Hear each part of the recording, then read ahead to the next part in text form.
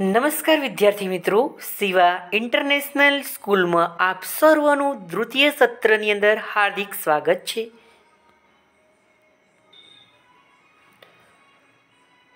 તો વિદ્યાર્થી મિત્રો, શિવા ઇન્ટરનેશનલ સ્કૂલ દ્વારા ઓનલાઈન વિડીયો દ્વારા અભ્યાસક્રમની શરૂઆત થઈ ચૂકી છે.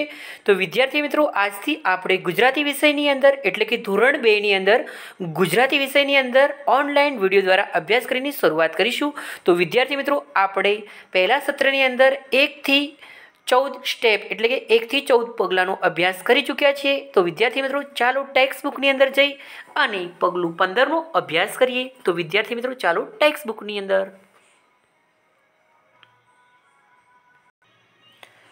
તો જો વિદ્યાર્થી મિત્રો, તમારી ટેક્સ્ટ બુકની અંદર અહીંયા તમે જોઈ શકો છો, તમારી ટેક્સ્ટ બુકની અંદર દ્વિતીય સત્ર સેમિસ્ટર 2 ટાઇટલ છે પગલું 15 સ્ટેપ 15. તો વિદ્યાર્થી મિત્રો, સૂચના છે ચિત્રો જુઓ, શબ્દ વાંચો અને લખો. See the pictures, read the words and write them. તો વિદ્યાર્થી મિત્રો, આ શાનું ચિત્ર તમને દેખાય છે? દેખાય છે ને? શાનું ચિત્ર છે? તમે ચિત્રને જોયું પણ હશે.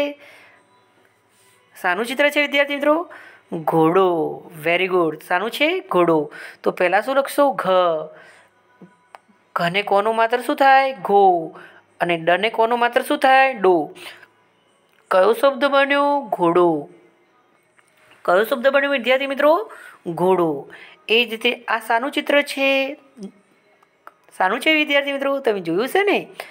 પોપટ. Very good. પોપટ. તો શું છે? પહેલાં શું લખશો? પ. પ્લસ પને કોનો માત્ર શું થાય? પો. કયો શબ્દ બન્યો? પોપટ. કયો શબ્દ બન્યો? પોપટ.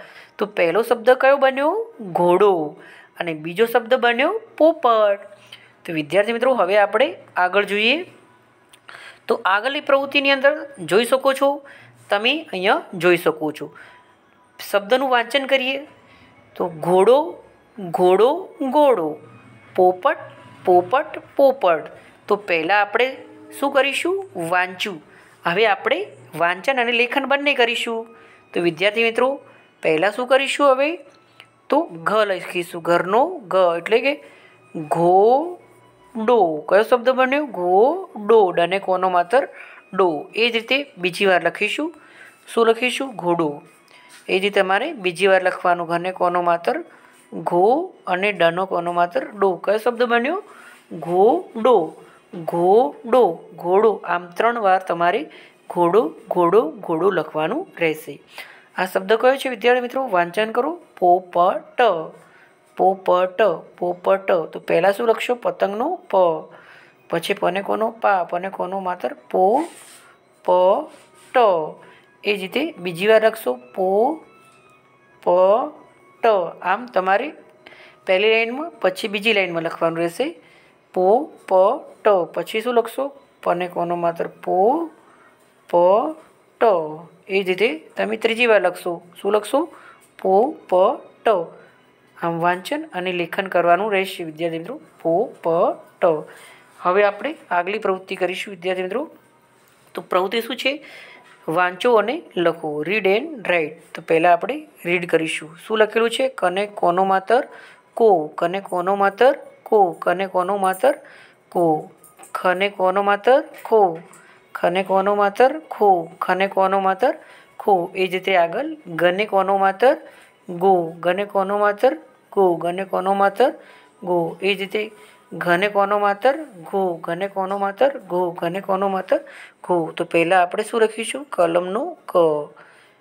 કને કોનો? કા. કને કોનો માત્ર? કો. એ જ રીતે કને કોનો માત્ર શું થાય? કો.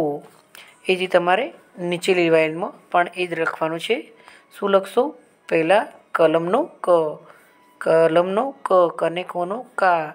કને કોનો માત્ર? કો. એ જ રીતે ક લખશે. કોને કોનો? કા. કને કોનો માત્ર? કો. એ જ રીતે અહીંયા શું લખશું? ખ. ખને કોનો? ખા. પછી ખનો કોનો માત્ર? ખો. એ જ રીતે એક લાઈન છોડી ખને કોનો? ખા. ખને કોનો માત્ર? ખો. એ જ રીતે ગને કોનો? ગા. ગને કોનો માત્ર? ગો. એ જ રીતે આગળ ગને કોનો? ગા. ગને કોનો માત્ર શું થાય? ગો. તમારે પેન્સિલ વડે સારા અક્ષરે લખવાનું રહેશે. એ જ રીતે ઘને કોનો ઘા, ઘને કોનો માતર ઘો, ઘને કોનો માતર શું થાય ઘો. હવે વિદ્યાર્થી મિત્રો પાછું આગળનું વાંચન કરીએ. હવે શું લખેલું છે? ચને કોનો માતર ચો, ચને કોનો માતર ચો, ચને કોનો માતર ચો. એ જ રીતે છને કોનો માતર છો, છને કોનો માતર છો, છને કોનો માતર છો. આ શું લખેલું છે નિધિ? શું લખેલું છે નીતુ? જને કોનો માતર જો, જને કોનો માતર જો, જને કોનો માતર જો. એ જ રીતે જબલાનું જ, જનો કોનો માતર જો, જનો કોનો માતર જો, જનો કોનો માતર જો. તો પહેલાં શું લખશું? ચકલીનું શું લખશું વિદ્યાર્થી મિત્રો? પહેલાં ચકલીનું ચ લખશું. શું લખશું? ચકલીનું ચ. તો તમારે ચકલીનું ચ કરવાનું. પછી ચને કોનો ચા, પછી માત્રા ચને કોનો માતર ચો. એ જ રીતે નીચે ચને કોનો માતર શું થાય વિદ્યાર્થી મિત્રો? ચો. એ જ રીતે તમારે પહેલાં અહીંયા શું કરવાનું છે? છત્રીનો છ, છને કોનો છા, છને કોનો માત્ર શું થાય? છો. એ જ રીતે છને કોનો છા, છને કોનો માત્ર શું થાય? છો. એ જ રીતે જ લખશું. જને કોનો જા, જને કોનો માતર જો. એ જ રીતે જને કોનો માતર જો. આ છે જબલાનું જો. જને કોનો જા, જને કોનો માતર જો, જને કોનો માતર જો. આમ તમારે 3 વાર લખવાનું રહેશે વિદ્યાર્થી મિત્રો, પેન્સિલ વડે એક એક લાઈન છોડીને. તો વિદ્યાર્થી મિત્રો, તો આપણે આજે પગલું 15 એટલે કે સ્ટેપ 15નો અભ્યાસ કર્યો. તો પહેલાં આપણે ચિત્રો જોયું, ચિત્રો ઉપરથી શબ્દો બનાવ્યો. તો પહેલો શબ્દ હતો ઘોડો અને બીજો શબ્દ હતો પોપટ. એ પછી આપણે શબ્દોનું વાંચન કર્યું. ઘોડો ઘોડો ઘોડો, અહીંયા પોપટ પોપટ પોપટ. એના પછી આપણે લેખન કર્યું. ઘોડો ઘોડો ઘોડો, પોપટ પોપટ પોપટ. એના પછી આપણે રીડ એન્ડ રાઇટ કો ખો ગો ઘો ચો છો જો અને જો.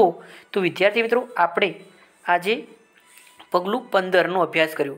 તો તમારે વિદ્યાર્થી મિત્રો ગૃહ કાર્ય તરીકે શું કરવાનું છે? પહેલાં તમારી ટેક્સ્ટબુકની અંદર લખવાનું, આ પ્રવૃત્તિ કરવાની પગલાં 15નું એટલે કે 15 સ્ટેપ તમારે સારા અક્ષરે પેન્સિલ વડે તમારી ટેક્સ્ટબુકમાં અને આ જ પ્રવૃત્તિ તમારી ગુજરાતી નોટબુકમાં કરવાની રહેશે વિદ્યાર્થી મિત્રો. નમસ્કાર, થેન્ક યુ.